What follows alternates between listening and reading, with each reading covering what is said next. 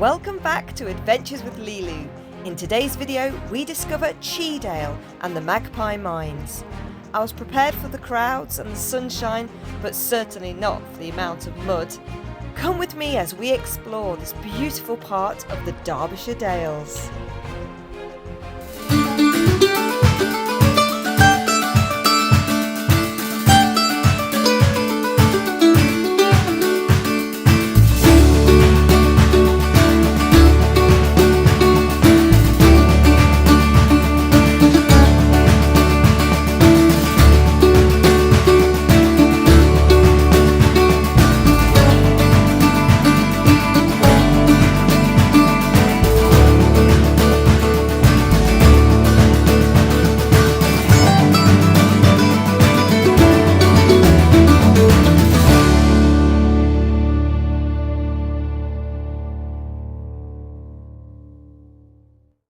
Well, hello everybody, I'm back for another little adventure, and this time I thought I'd bring you to Derbyshire. It's a lovely sunny day at the moment, but oh my gosh, the wind is biting cold. My legs are freezing at the moment, so I've just jumped back in the car to get warmed up. It's 10 o'clock and already the car park is packed from me just queuing up to get a parking ticket, which, if it was a bit of a nightmare, it's such a slow machine, the queue was massive. But since then, there's another about 8 cars that have parked alongside me. This bit here was empty. So good job I got here when I did, because I might not have actually got a parking space. I've paid for 4 hours and it's at Millersdale car park. And we are going to be exploring a place called Cheedale, which is a very famous, well-known little place. It's a good place to bring your bikes. I wish I had a way of bringing my bike actually, because I wouldn't mind having a cycle today. But as I say, that wind is freezing. The car camper is a camping, and we're going to see what we get up to today. So I thought I'd bring you along for a little bit of sunshine.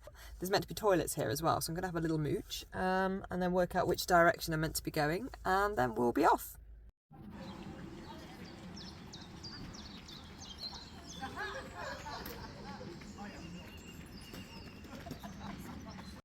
So, as you can see, it's a really good car parking place. You've got toilets, refreshments.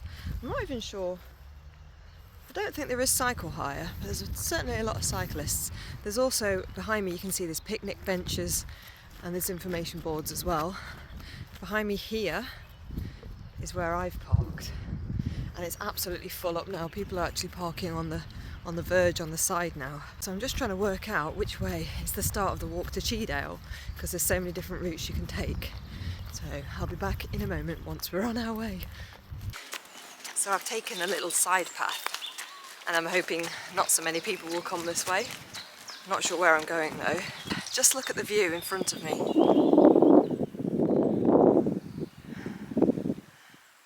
Already I feel so much better. It's been ages since I've been out and things are getting a little bit stressful at home. I've finally got an exam date coming up. I've been waiting for this date. I finally got it, and it's in a few weeks' time. But there's a lot riding on passing this exam. So yeah, starting to feel quite stressed at the moment. Look at this.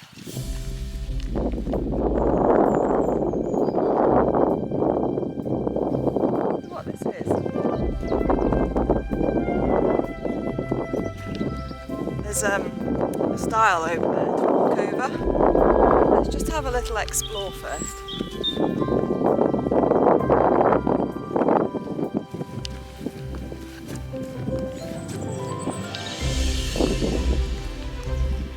It's almost like it's an old quarry maybe? I don't know, but it's really peaceful.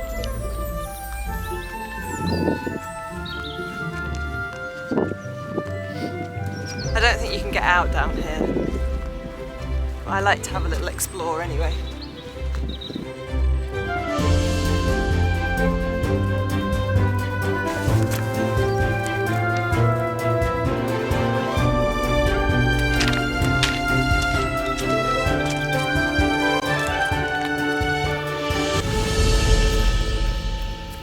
There's a tree in the middle of my path.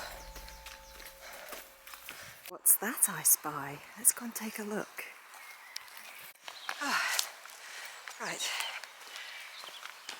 I've just spotted a style. So instead of trying to fling myself over the barbed wire, because if you remember from a previous video last year when I did that, it didn't end well. So it was about this time last year actually. So we're going to go over this little rickety style. I've got very thin leggings on today, so if I get caught by the barbed wire I'd know about it, but we're okay. So let's have a little look through the trees. How do we... Snow... Ah! Caught in the... Ooh, I need to watch where I'm going. This is at the top of the lime kiln building. The cart was used to pour alternating layers of coal and lime into the kiln. How amazing that the track is still there. One little cart. Let's have a look.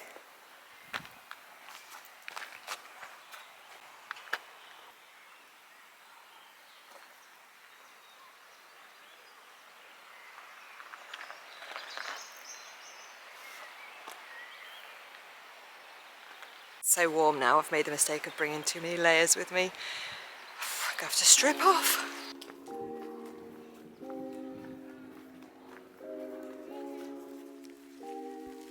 From 1880 until 1944, this structured lime kiln produced over 50 tonnes of quicklime every day. During the 19th century, the demand for quicklime increased for the growing steel and chemical industries. To meet the demand, limestone quarries and kilns opened next to railways, like the Midland Line, which is now known as the Monsal Trail, found here today. The trucks would bring the coal to burn inside the kilns and then take the quicklime away. Could you imagine being a young boy and a man stoking the fires in here for the burning of the coal and the lime above?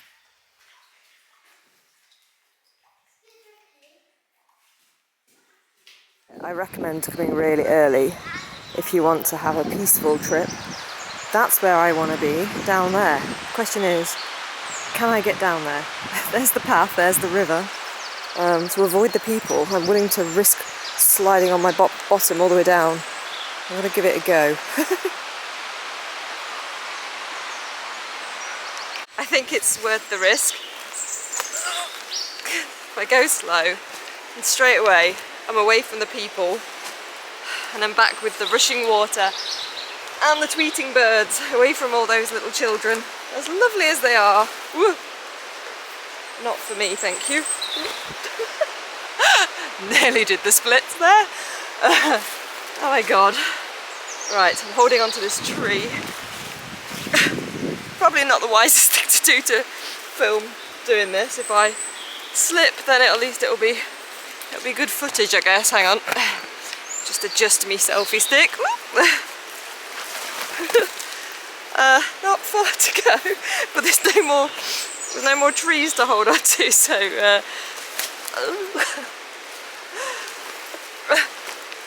oh my goodness. The things I do to get a bit of peace and quiet. Let's traverse across to this tree. Okay, we're nearly there. The good news is I can't see anyone on that path. It's probably because nobody else wants to do this, but it's definitely more of an adventure, isn't it? Always there. And there's no one around. Through the trees. Oh, that one moves. Ah! Oh. There's nothing like near-death experiences to make you forget all your troubles. Right, here we are. Oh, beautiful. Ah. Let's have a little look.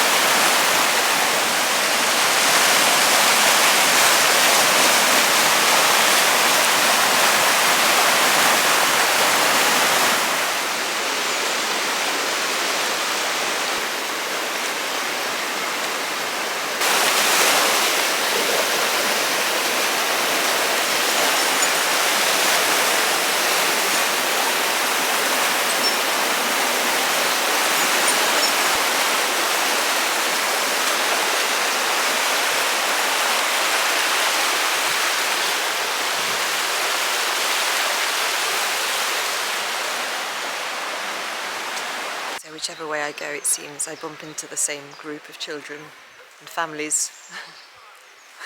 So, I mean, it is bank holiday, I guess, so it's going to be busy, and it's still nice, but it's quite funny watching them all trying to navigate the mud and the rocks, and probably the stepping stones further down, so I'm just hanging back a little bit, giving them a chance to go. Managed to pass them all because they couldn't navigate through the mud. I had the sense to go right by the fence, although I might have spoken too soon. Oh my goodness, it is so muddy. Ooh. Oh. Jeez. It is a bit like a quagmire. Oh.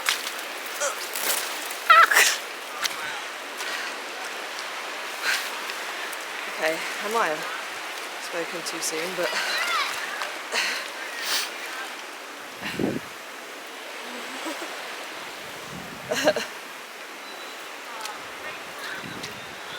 someone's going to fall in today.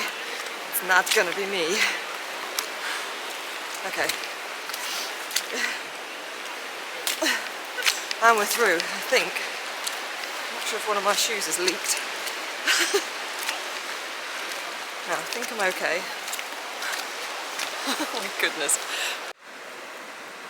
It's safe to say that if you're going to come to Cheedale, along down by the river, you need to be prepared to either wear wellies or waterproof boots, because that mud, your feet completely get submerged in it. I mean, it's quite fun if you're prepared for it. And I think my boots are still waterproof, so we're all good. But for a moment there, I thought I could feel a little bit of wet feet, but I'm okay. So I've come away from the river because it's so muddy. I don't want to get my boots completely trashed, so I've come up on the higher path. So I don't know whether that means I'll end up avoiding the steps, but with the water so high, I have heard people say that some of the steps are completely underwater. So we might have to come back another time, but we'll see where this path leads to. So I'm just trying to get a bit of a stomp on to get some distance between me and my fellow visitors today.